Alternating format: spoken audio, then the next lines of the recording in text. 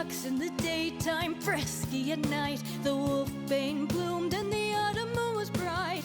Loyal and faithful, he was so grand, until he saw the star upon my hand.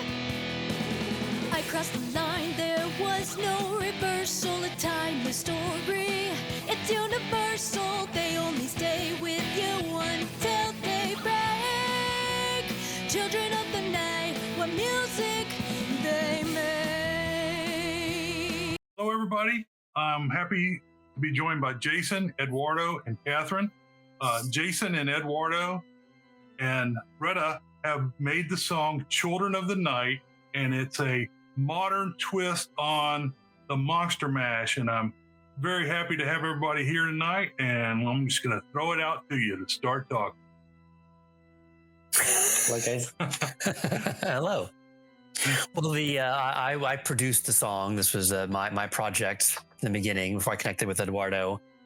For me, it really, this whole idea of having a song about the monsters started really back in 2017. That's when Universal was trying to launch their Dark Universe. They started with The Mummy with Tom Cruise, and that project obviously sort of fizzled and went away. But to promote it, they put out this very cool trailer of all the classic monster films that were available on video and DVD at that point, and said how others had like these bits of dialogue. It was very spooky. It was very, very well done with this very cool music to it.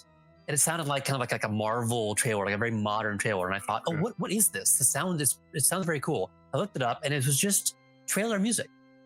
They just bought from a trailer house. And I have great respect for trailer music. I own plenty of tracks from Audio Machine and Trailerhead and Two Steps from Hell, and it's great. I love that kind of music. But it seemed odd that Universal, with a 100-year film library and the biggest music company in the world, just went out and bought something that wasn't really, it was not made for the monsters. And I thought, it's too bad that they used some kind of third-party thing. It's too bad they didn't use. And then I kind of blanked and went, well, what should they have used? What is the appropriate thing for the monsters? There's no piece of music that really exists for them. There's spooky music. There's toccata and fugue in D minor, da da da da da da da. I mean, there's Not on Bald Mountain. I think Mozart's Requiem is pretty spooky, but it's not that those don't belong to the monsters. Those are classical pieces that are used in a million different things. What's the monster music? So I began actually thinking about this, going, what actually is about the monsters at all? And I really came up with Monster Mash from 60 years ago and thought, okay, that's it. So, like an idiot, I thought, I'll make a song. I think the monsters deserve something more epic and grand than this silly novelty song from 1962.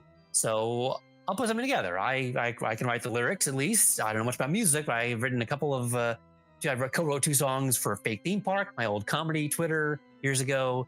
So if I can find a composer with likes the same kind of mind as me, we can put this together. And I connected with Eduardo, who knew exactly what I was looking for, and made this fantastic sort of cross between symphonic metal and sort of this goth music and sort of this light Broadway show tune that's sort of a character singing these funny lines. So that's where the whole thing came from. Was really there is no song like it, not for 60 years.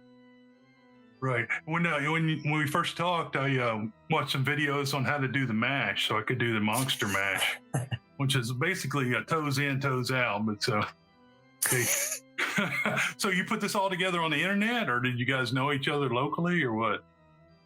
No, We connected, via internet. Yeah. Okay, that's amazing. And of course, I'm a big Gilman fan myself. And so you included Gilman, and I was very happy that he made the cut because he gets left off of the traditional monsters so much. Oh yeah, I mean, sure. All 8 the classic. The monsters, are a brand. There's an official logo. Universal really does license them very safe, especially this time of year. So there really are 8 official ones. So I wanted to make sure they were all in it because that otherwise you're not doing them justice. And sort of and even the question of how to do this. Even looking at Monster Mash, it's just a party, right? The song is basically about a party happening, and it gets to the point of the Mummy was there, the Wolfman was there. Well, that's not a song. You can't just say all these monsters were there. So, what is the story? What is the song? So I began to think about what is the point of view of the song? Is it people chasing, as monsters chasing the singer. Is the singer Van Helsing and he's hunting all of them? But it seems like Okay. they become the villains in that song.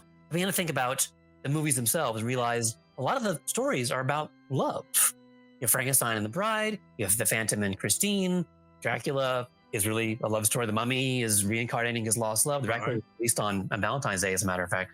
So I thought maybe that's the way in. Do a love song of sorts where you're going through all the love you have for the monsters. So the love doesn't work out. The love in those movies is obviously misguided or unwanted, but it's still there. There's still a kind of a purity of love to basically every single character, including the gill man carrying the girl away. That's still, there's some kind of attraction there. So that became the framework to tell the story. I wasn't really sure what to do besides saying the monsters are cool. That's not a song. You have to have some kind of story. And so as I wrote the lyrics, Eduardo helped a lot to sort of like figure out where this is going, to have a kind of build to something and have kind of a mystery of who did she end up with and who even is this singer. And we end up, maybe able to guess, the only female monster is who she ends up being. And so even the singer herself is a character in this whole thing. So it was an interesting journey to go from, I want a song about the monsters, to what does that mean? What is a song about the monsters supposed to convey? And so this is a kind of a love letter in a lot of ways to them, because it talks about how great they are individually.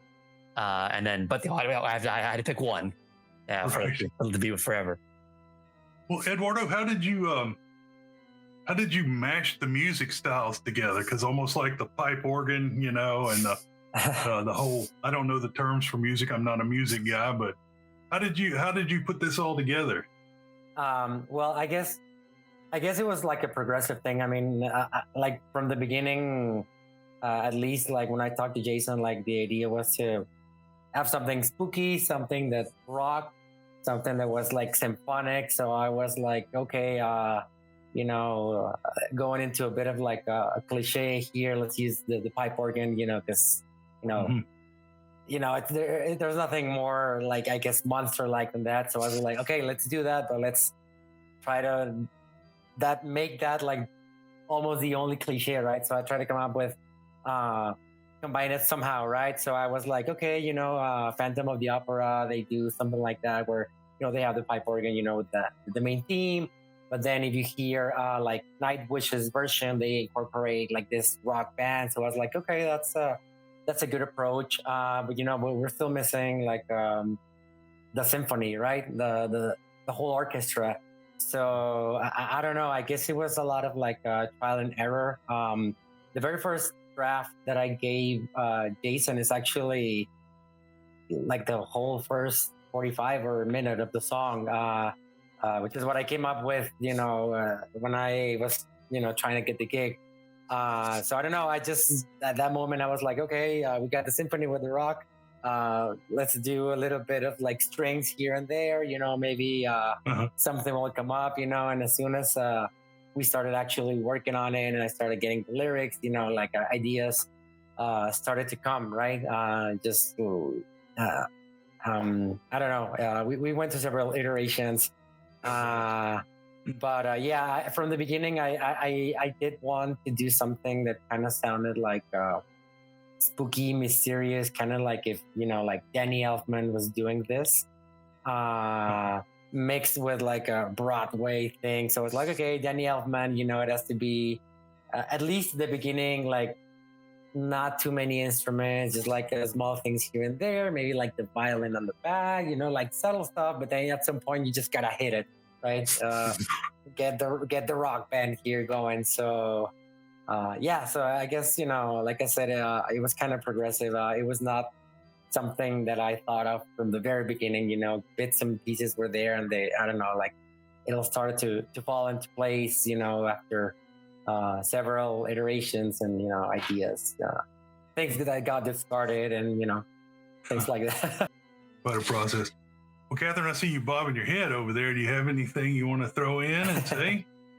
I really like the play on phrasing, children of the night, which of course is a line from Dracula, the original Dracula, but it also applies to the monsters running around. So I like that double play. And then she says in one part, like, I find Dracula's daughter more interesting. That's another, that's another bit. Jason insisted on having that line. We did at some point consider changing something with Dracula. Actually, the Dracula verse had several changes, and at some point I suggested that we did something else, but no, Jason was very keen on having the Dracula's daughter line in there, and I think it's a great line. So I'm glad it stuck. Yeah, I get so many hits on that movie. I've got an audio podcast on YouTube, and that hits every week. People love that movie. It's very interesting. Hard to believe it was made back then and got past the censors. How it was sort of the tone of it. It's still very cool. Yeah, it is a very cool movie. Catherine, are you back now? I think so. That sounds good. Okay.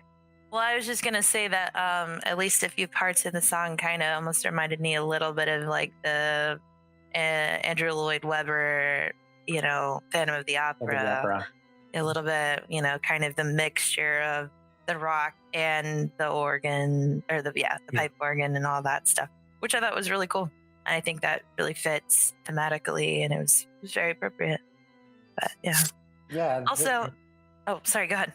No, I was just gonna add that there's a couple of things where there's a couple of instances where you wanna stay away from cliches, and there's instances where you wanna hit them. And in this case, maybe like with the pipe organ, I guess that was kind of a cliche that we really needed to have there, and I think was very beneficial, to include. I honestly think that it sounds great, and I think it is one of those like one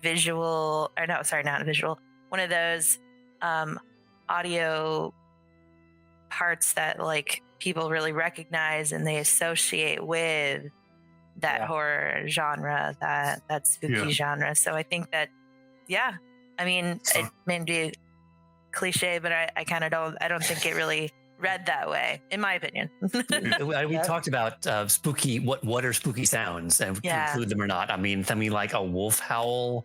We talked about that. There's some place that seems like so appropriate, but also is that is this like a kid song? So like a bell ringing, like a church bell, something like that, a wind. And we ended up basically just the thunder crash, because that really is to great effect, I think. Eduardo really made sure that was in the one sound effect we do, because it really does. It's like the climax of the song. And Frankenstein and the Bride had that thunder and lightning imagery. So it worked. We really stayed away, tried to not be like Thriller. You hear footsteps and the door creaking and that whole middle part of it, As great as Thriller is, that's a lot of sound effects. Yes, that's true. And I know like the original kind of Monster Mash song is definitely a little more silly, probably a little more family oriented. And not that this isn't like, not family oriented, but this one definitely it is more serious. It does read like a love letter, in my opinion. Having humor. Yeah, having been alive during the Monster Mash time, if you were a band and you could get a dance, which was just it was a mashed potato, but they made it the Monster Mash, and that was a way to propel yourself on radio play. It was a great marketing tool back in the day. I got to dance based on this. I don't know what it could be. The night dance, something like that. Like, yes, let's do it. Let's make that happen. Well, what I thought when I first heard the song, I'm like, oh my God, this is the foundation for a book about a female that goes through a series of guys that have these traits, not monsters, but just traits, or a Broadway play. It's like, this is just like step one, I think, for you guys. Supernatural. I hope so. No, I certainly hope so. Yeah. Supernatural romance is a genre. It's in bookstores, so that's it's a popular genre. It wouldn't be hard to combine this with Universal monsters. Yeah. So the song is not officially out yet, or it is. It's on all the services. Okay. However you want to enjoy it: iTunes, Amazon, Apple, Spotify, and beyond. It should be on TikTok, if not today, very soon, as a TikTok background sound. If you want to use that pipe organ, feel free to make it all you want. Any videos you want. And what about permission for this? Can we put any? Absolutely. I think Eduardo and I can both get permission now. Absolutely, yes. Go for it. So I wanted to get into your Jason, just a little bit of your background with Universal. You said you worked there for a long time. Are you talking Universal in California, or Florida? Yes, the actual movie studio. Yeah. Oh, the movie studio. I'm sorry.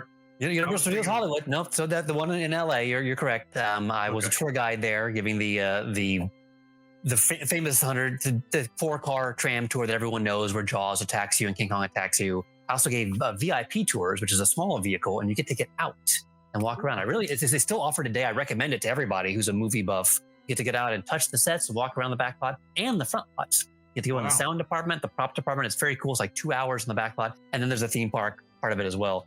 So I got to pick guests for years and walk around what's called Little Europe, which is where a lot of the exteriors were shot. They said these were B movies. They were not shot anywhere near Europe. So they were in the sound stages for the interiors. Stage 12, the biggest one on the lot, was Dracula's Castle and Frankenstein's Lab. Stage 28 was the Phantom of the Opera. The actual Opera House boxes, that's been destroyed to make room for more of the theme park, unfortunately. But this Little Europe is still there. It's still used. It was used most recently for The Good Place. Whenever they were outside and had been in The Good Place, that was Little Europe, believe it or not. Look at it again closely, and you'll see it looks a little European kind of village. But all the exteriors, whenever Frankenstein was rampaging around, or people with the mob with pitchforks, that's Little Europe on the back lot. So I got to walk around there and touch those sets. I'm a lifelong fan of the monsters. My dad got me into them. He's a movie buff himself.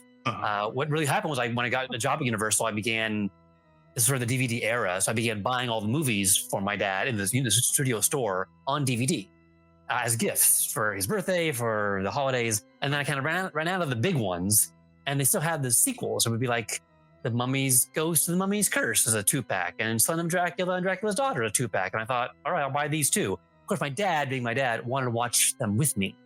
I ended up watching all these sort of weird spin-offs and weird sequels. Some of them are great. Dracula's Daughter, Bride of Frankenstein, Ghost of Frankenstein is great. And there's the not so great weird ones that just kept making them. The Mummy ones decreased pretty fast. So I began to sort of fall in love with these movies. I learned them all because I kept buying them for my dad and watching them with him when I would go home to Dallas to give them to him for various holidays.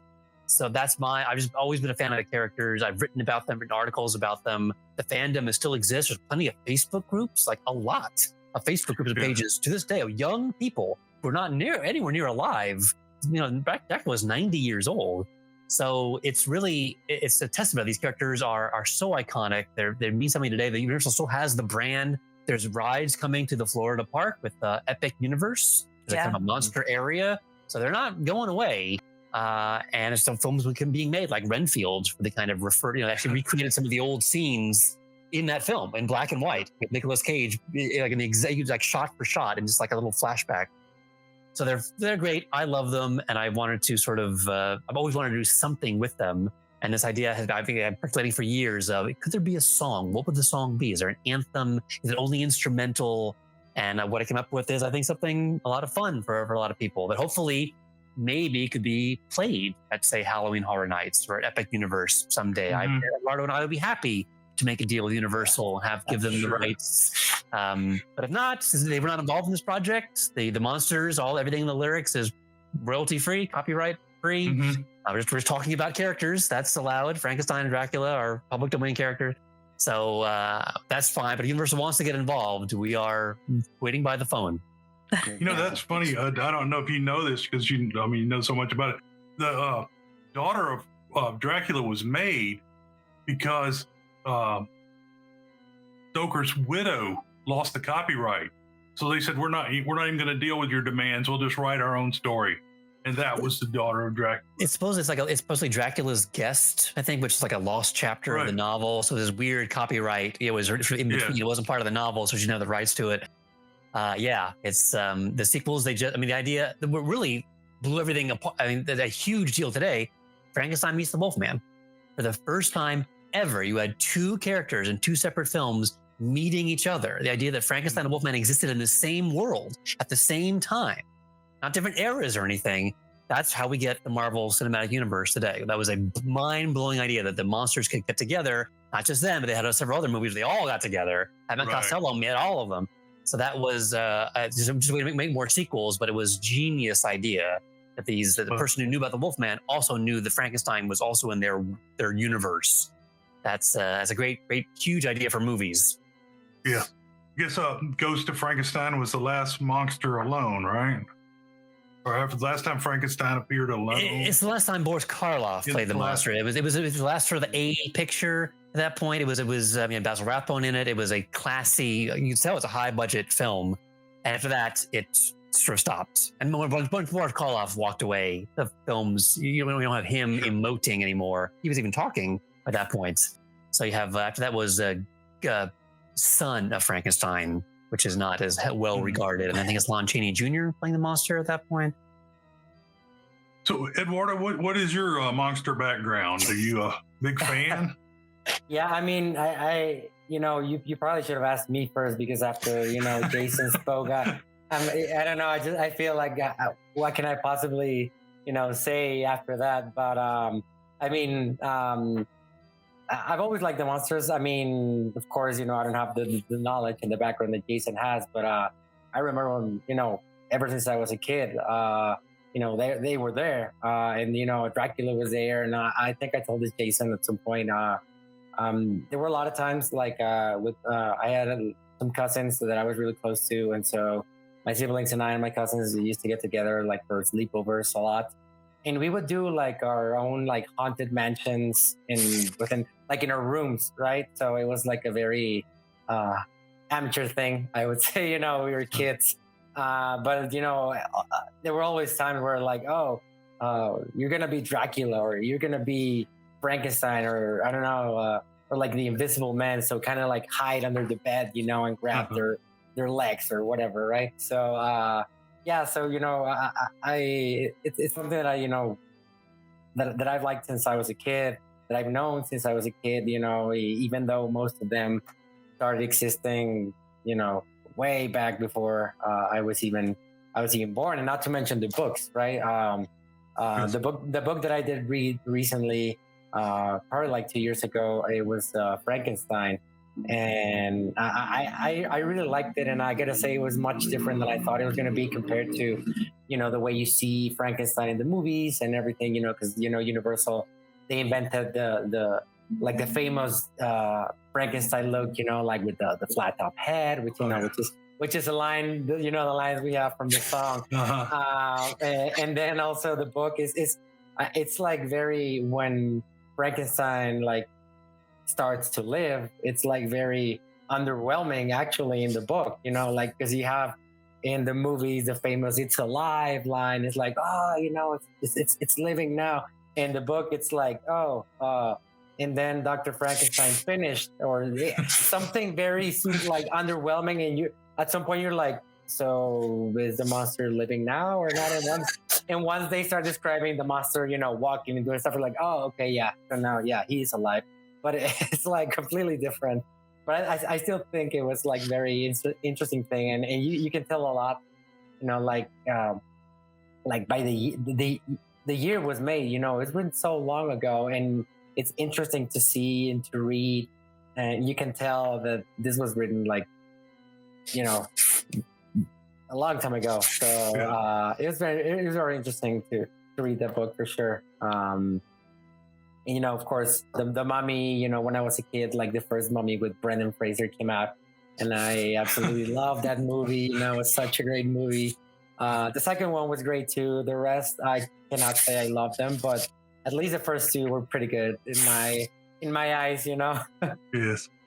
Well, I was a kid during the Hammer version, with all the Christopher Lee and all of those guys were coming out. So I lived through the second phase of this.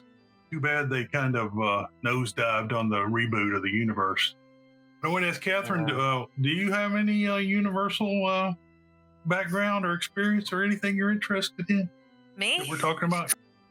Well, I mean, obviously, my story is sort of not exactly mirrors Jason's, but obviously, like, you're my dad, and I think that you gave me a love of movies, and maybe also a love of horror movies in general. I know that's not your genre, but I think from all of my movie watching as a kid, I kind of moved into a big horror fan.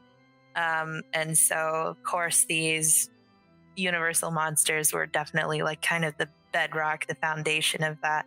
And I think it is really a testament to how good these stories are and how good these movies are, that just like you were saying, Jason, with the Facebook groups of young people, I mean, people are continuing to, you know, discover these movies and watch them and share them and grow to love them. You know what I mean?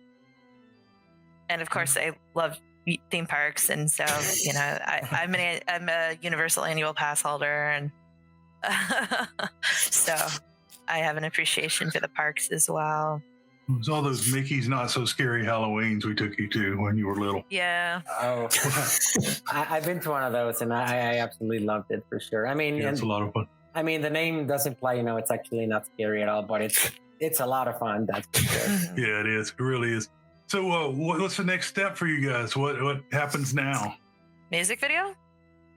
Well, that's I mean, ideally, a music video would involve all the footage from these movies, which is an issue since we are not affiliated with Universal at this point. So any, I think it would be tough to do a video without that. If you had someone dressed as Frankenstein in 2023, I don't think it'd be the same as seeing Boris Karloff. You want, again, watch that video that Universal put out in 2017. It's fantastic. It's just clips from the movies, and it's very cool music. So I don't know if there's any way to do that. We certainly are interviewing with great podcasts like yourself. I spoke to the Orlando Sentinel today. They had a sort of a Halloween Horror Night section themselves. Possibly the Dr. Demento show. They put it on the air. So we are talking to anyone who likes movies or horror or theme parks or monsters.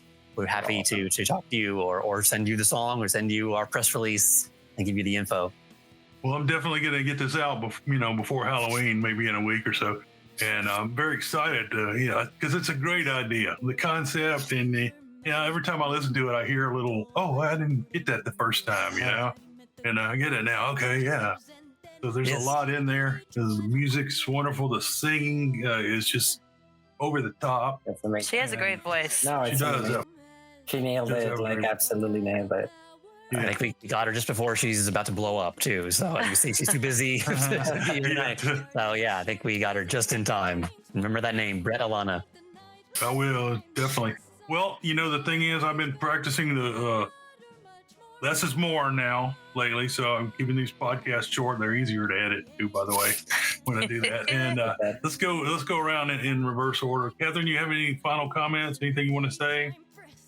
I appreciate you asking me to be on here, knowing my interests. It was really cool to meet you guys and get to talk to you guys. I do have some episodes of my podcast, Creepy Americana, that are up and available. I haven't really worked on it in a few years, just due to life, I guess. But they're still there if you want to listen to them. But I think that's pretty much it. So thank you. Okay. Eduardo, final words?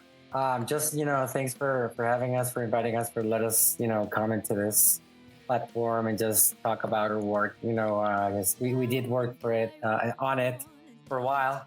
It took us, a couple of months. I mean, we did want to take, enough time to make sure it was good. Fortunately, Jason, started this whole thing with, a lot of anticipation. So we had the time, and we took the time to make sure it was, as best as we possibly could.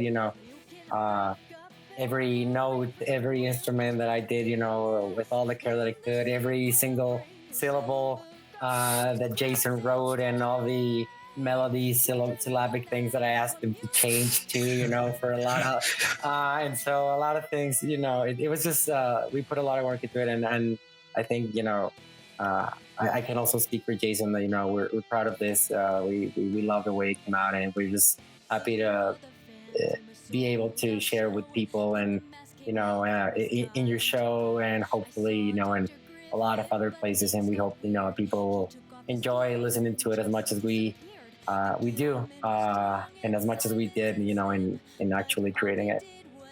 Okay. And Jason, final words? Well, let me put it this way. When you're you're having a party for Halloween, you're putting together a playlist, what's the most recent song on the playlist? Ghostbusters? Thriller from the 80s? Nightmare Before Christmas from the 90s? There has not been a Halloween song like on the radio. It's not just a novelty silly song in 25 years, 30 years, 40 years, going back to Thriller.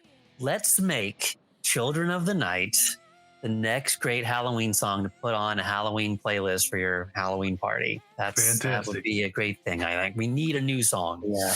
Yeah.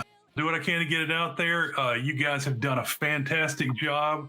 Lyrically, it's amazing. Musically, it's amazing. Vocally, amazing. So I'm going to do everything I can to promote it. Thank you for coming and letting us hear your story. Thank you so much. Thank you, John. One more creature called to me. He stood out from all the rest. Flat top head and 60